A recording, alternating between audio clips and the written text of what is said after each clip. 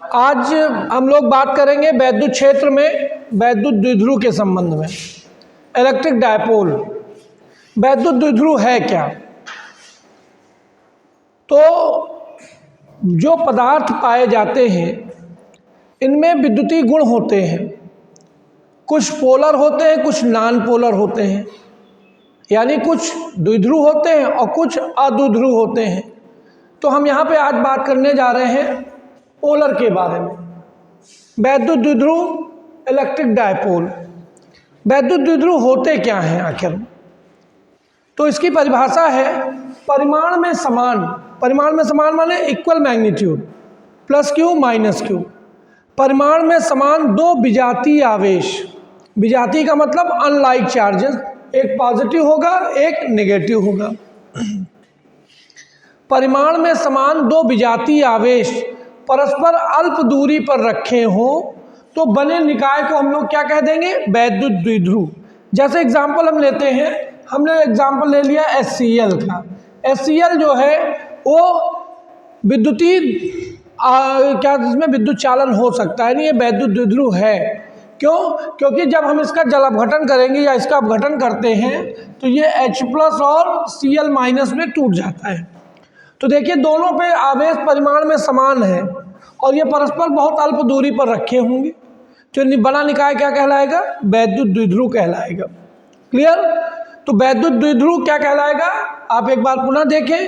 परिमाण में समान, देखो दोनों के equal magnitude but unlike charges. परिमाण में समान परंतु चिन्ह में विपरीत हों, परस्पर अल्प दूरी पर रखे हों तो बने निकाय को वैद्युत द्विध्रुव कहते हैं। ठीक है, तो ये वैद्युत द्विध्रुव की परिभाषा थी। जैसे एग्जाम्पल HCl हो गया, H2O हो गया, ठीक है, NaCl हो गया, ये सब वैद्युत द्विध्रुव हैं। H2O का अगर हम लोग अपघटन करते हैं तो H+ OH-, NaCl का करते हैं तो Na+ Cl-। आप देख रहे हो इन सब में आवेश परिमाण में समान है और इनके बीच की दूरी बहुत छोटी है। तो वैद्युत द्विध्रुव की परिभाषा समझ में आ गई? सभी लोग लिख लेंगे। वैद्युत द्विध्रुव क्या है? एक बार फिर से वैद्युत द्विध्रुव की परिभाषा देखें। परिमाण में समान परंतु विजातीय आवेश अल्प दूरी पर रखे हों तो बने निकाय को हम वैद्युत द्विध्रुव कहते हैं। जैसे एग्जाम्पल क्या है? HCl, H2O, NaCl आदि। अब इसके बाद सेकंड हमारा आता है वैद्युत द्विध्रुव आघूर्ण, इलेक्ट्रिक डायपोल मोमेंट। क्वेश्चन हमारा है वैद्युत द्विध्रुव आघूर्ण से आप क्या समझते हैं? वैद्युत द्विध्रुव आघूर्ण, electric dipole movement. Electric dipole movement क्या होता है? तो ये वैद्युत द्विध्रुव से ही इसकी परिभाषा निकलेगी। देखिए, परिमाण में समान आवेश परंतु विजातीय परस्पर अल्प दूरी पर रखे हों तो एक द्विध्रुव की रचना करते हैं। उनमें से किसी एक आवेश के परिमाण व उनके बीच की दूरी के गुणनफल को वैद्युत द्विध्रुव आघूर्ण कहते हैं।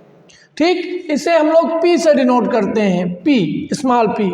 वैद्युत द्विध्रुव आघूर्ण बराबर Q इंटू दोनों आवेशों के बीच की दूरी कितनी है? 2L। ये वैद्युत द्विध्रुव आघूर्ण की परिभाषा हो जाएगी। वैद्युत द्विध्रुव आघूर्ण की परिभाषा क्या है? ध्यान से सुन लें। परिमाण में समान परंतु विजातीय आवेश अल्प दूरी पर रखे हों तो बने निकाय को द्विध्रुव कहते हैं। इनका द्विध्रुव आघूर्ण उनमें से किसी एक आवेश के परिमाण व उनके बीच की दूरी के गुणनफल के समानुपाती होता है। ठीक, परिमाण किसके बराबर होगा? आवेश तथा उनके बीच की दूरी के गुणनफल के बराबर होता है। P बराबर Q इंटू 2L। क्लियर एकदम? अब ये राशि कैसी है? वैद्युत द्विध्रुव आघूर्ण कैसी राशि है? तो यह एक सदिश राशि है। वैद्युत द्विध्रुव आघूर्ण जो होगी वो कैसी राशि है? सदिश, इज अ वेक्टर क्वांटिटी। इसका मात्रक क्या होगा? मात्रक। अगर ये सदिश राशि है तो इसकी दिशा क्या होगी? दिशा भी लिख दें इसी समय। दिशा हमेशा ऋण आवेश से धन आवेश की ओर। वैद्युत द्विध्रुव आघूर्ण का क्या कैसी राशि है? सदिश राशि है। इसकी दिशा क्या होगी? ऋणावेश से धनावेश की ओर। इसका मात्रक क्या होगा? मात्रक देखो, आवेश का मात्रक कूलाम, दूरी का मात्रक मीटर, तो इसका मात्रक हो जाएगा कूलाम गुणे मीटर। इसकी विमा क्या होगी? विमा तो विमा हो जाएगी कूलाम की 80 और एल। सबको वैद्युत द्विध्रुव आघूर्ण समझ में आ गया? वैद्युत द्विध्रुव आघूर्ण की परिभाषा लिख लिए होंगे आप लोग, ठीक है। आराम से जो है नोट्स देखते जाएं और लिखते चलें। परिमाण में समान परंतु विजातीय आवेश अल्प दूरी पर रखे हों तो वह एक द्विध्रुव की रचना करते हैं। इसका द्विध्रुव आघूर्ण उनमें से किसी एक आवेश के परिमाण तथा उनके बीच की दूरी के गुणनफल के बराबर होता है। P बराबर Q इंटू 2L। यह कैसी राशि है? सदिश राशि है, ठीक। दिशा क्या होगा? ऋणावेश से धनावेश की ओर, negative charge to positive charge. इसका मात्रक क्या होगा? कूलाम मीटर, और इसकी विमा क्या होगी? ATL। सबको समझ में आ गया? वैद्युत द्विध्रुव आघूर्ण लिख लिए हैं। अब आगे हम बढ़ते हैं। हेडिंग पड़ेगी वैद्युत द्विध्रुव आघूर्ण के कारण वैद्युत क्षेत्र की तीव्रता। हेडिंग हमारी है वैद्युत द्विध्रुव आघूर्ण के कारण वैद्युत द्विध्रुव आघूर्ण के कारण, या वैद्युत द्विध्रुव के कारण लिखो, वैद्युत द्विध्रुव के कारण वैद्युत क्षेत्र की तीव्रता। वैद्युत द्विध्रुव के कारण वैद्युत क्षेत्र की तीव्रता। अभी पीछे सेक्शन में हम लोगों ने बिंदु आवेश के कारण वैद्युत क्षेत्र की तीव्रता पढ़ी थी। अब हम वैद्युत द्विध्रुव के कारण पढ़ेंगे।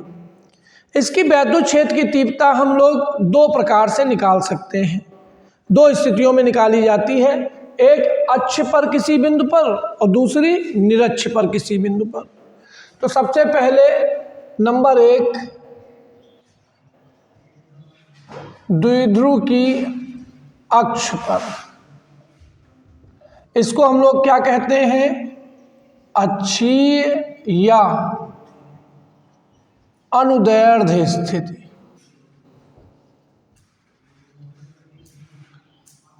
आपसे प्रश्न पूछा जाएगा, ये बोर्ड के लिए मोस्ट इंपॉर्टेंट क्वेश्चन है, मोस्ट इंपॉर्टेंट 2025 में ये आ सकता है क्वेश्चन कि किसी वैद्युत द्विध्रुव के कारण अनुदैर्ध्य स्थिति में वैद्युत क्षेत्र की तीव्रता ज्ञात कीजिए। अनुदैर्ध्य का मतलब क्या होता है? अनुदैर्ध्य लिया गया है शब्द तरंग से। तरंगें दो प्रकार की होती हैं, अनुदैर्ध्य और अनुप्रस्थ। तो अनुदैर्ध्य का मतलब होता है कि जब कोई तरंग संचरित हो और माध्यम के कण तरंग संचरण की दिशा में कंपन करे, तो ये तरंग मानिए कि अक्ष के अनुदिश तरंग जा रही है और इसी के अनुदिश हमको वैद्युत क्षेत्र निकालना है।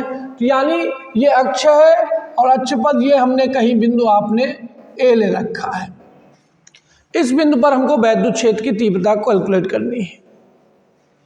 तो क्या है? माना एक वैद्युत द्विध्रुव दो विजातीय आवेशों, परिमाण में समान दो विजातीय आवेशों से मिलकर बना है, जिसका द्विध्रुव आघूर्ण P है।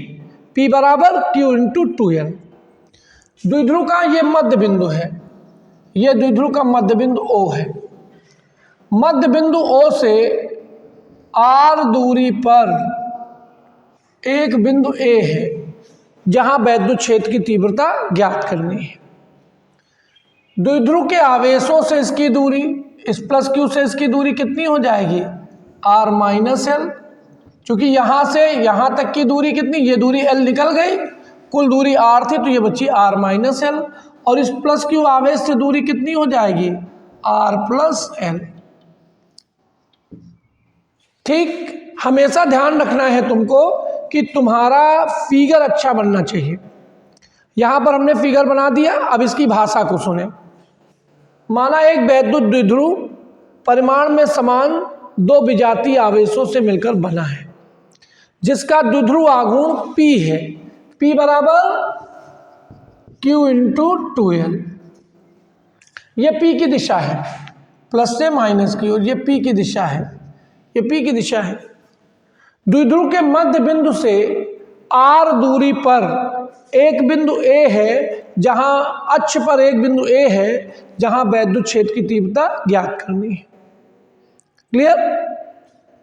इस बिंदु A की आवेशों से दूरियां क्रमशः प्लस Q से R माइनस L व माइनस Q से R प्लस L है। इतना लिख लिया। इसके बाद आप लिखोगे इसलिए प्लस Q आवेश के कारण, प्लस Q आवेश के कारण बिंदु A पर वैद्युत क्षेत्र की तीव्रता, वैद्युत क्षेत्र की तीव्रता किसके कारण? प्लस Q के कारण। तो किसी बिंदु आवेश के कारण वैद्युत क्षेत्र की तीव्रता का सूत्र क्या पढ़ा था? 1/4πε0 Q बटे R स्क्वायर, यानी उस आवेश से उस बिंदु की दूरी का वर्ग। तो यहाँ पर E1 बराबर 1/4πε0, माध्यम अगर परावैद्युतांक K है तो यहाँ K लगा देंगे, Q बटे R माइनस L का whole square, R minus L का होल स्क्वायर। क्योंकि प्लस Q से इसकी दूरी कितनी है? R माइनस L है। और दिशा क्या होगी? दिशा बिंदु A से बाहर की ओर। बिंदु A से दिशा दिखा दीजिएगा। बिंदु A से दिशा ये E1 की हो गई, बाहर की ओर। क्योंकि धनावेश के कारण वैद्युत क्षेत्र की दिशा सदैव बिंदु से बाहर की ओर। क्लियर। इसी प्रकार माइनस Q आवेश के कारण बिंदु A पर वैद्युत क्षेत्र की तीव्रता E2 बराबर 1/4πε0 K Q बटे माइनस Q से दूरी कितनी है? R plus L। हमने आपको पढ़ाया था कि अगर आप सदिश राशियों का कैलकुलेशन कर रहे हैं तो चिन्ह का प्रयोग नहीं करेंगे, चिन्ह का प्रयोग केवल दिशा के लिए करना है। तो R प्लस L का होल स्क्वायर, दिशा किधर की ओर हो जाएगी? माइनस Q आवेश की ओर। ऋणावेश के कारण हमेशा वैद्युत क्षेत्र की दिशा किधर की ओर होगी? सदैव आवेश की ओर। तो चित्र से बिंदु A पर परिणामी वैद्युत क्षेत्र की तीव्रता, चूंकि एक ही बिंदु पर दो सदिश लग रहे हैं E1 और E2, अगर हम चित्र को ध्यान से देखें तो E1 और E2 के बीच का कोण कितना बन रहा है? 180 डिग्री। बन रहा है नहीं बन रहा है?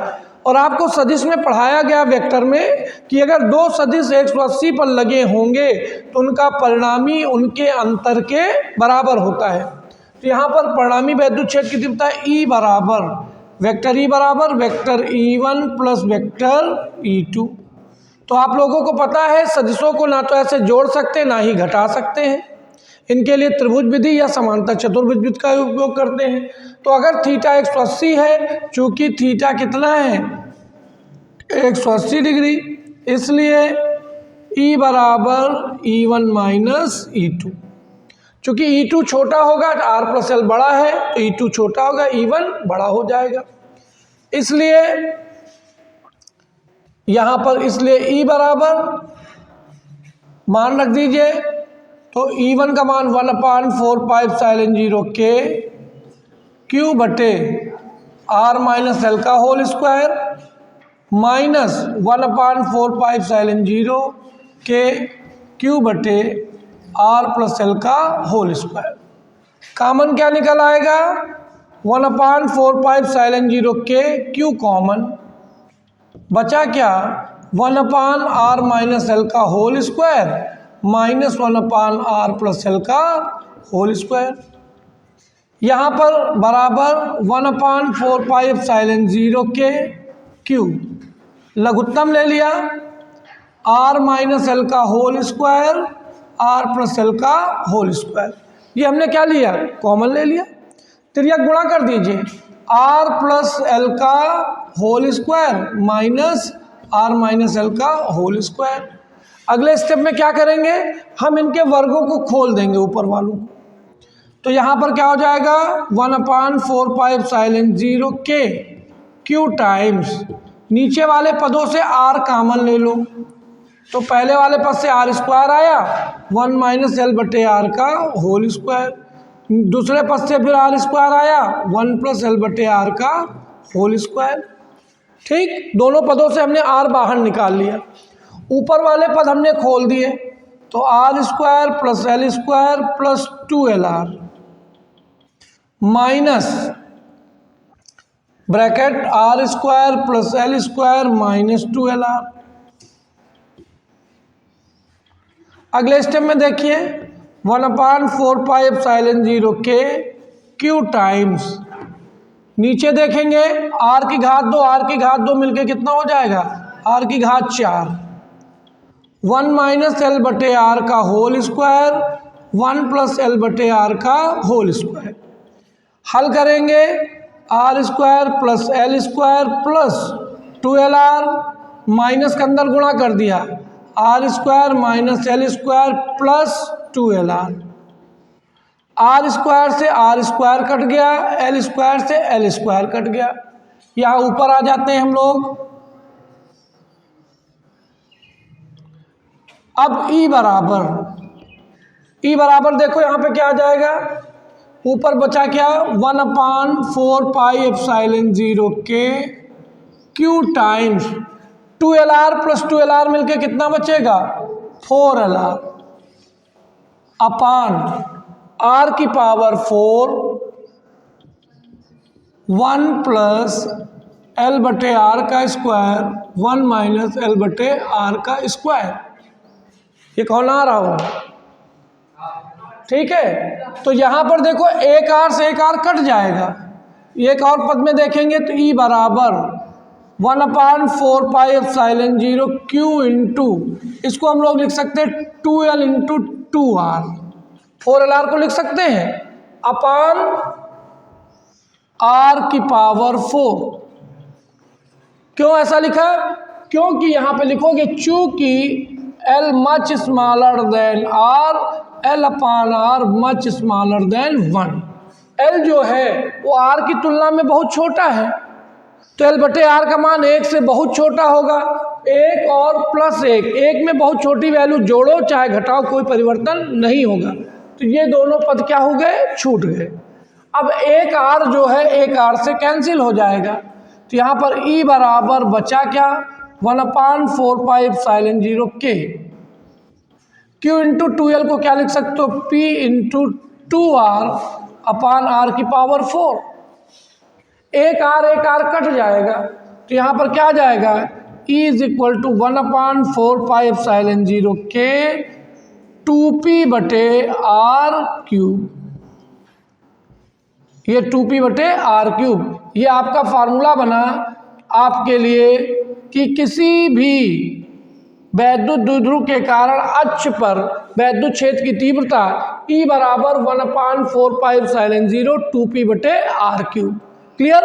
अगर यहीं पे कहता यदि माध्यम वायु हो, यदि माध्यम वायु हो तो वायु के लिए k बराबर 1 रख देना, वायु का परावैद्युतांक कितना रखा जाएगा 1, तो E बराबर आपका फाइनल फार्मूला बन जाएगा 1/4 एप्सिलॉन 0 2p बटे आर क्यूब। ये आपका किसी द्विध्रुव की अक्ष पर वैद्युत क्षेत्र की तीव्रता। ठीक है, ये समझ में आ गया, पॉज करो, ये समझ में आ गया।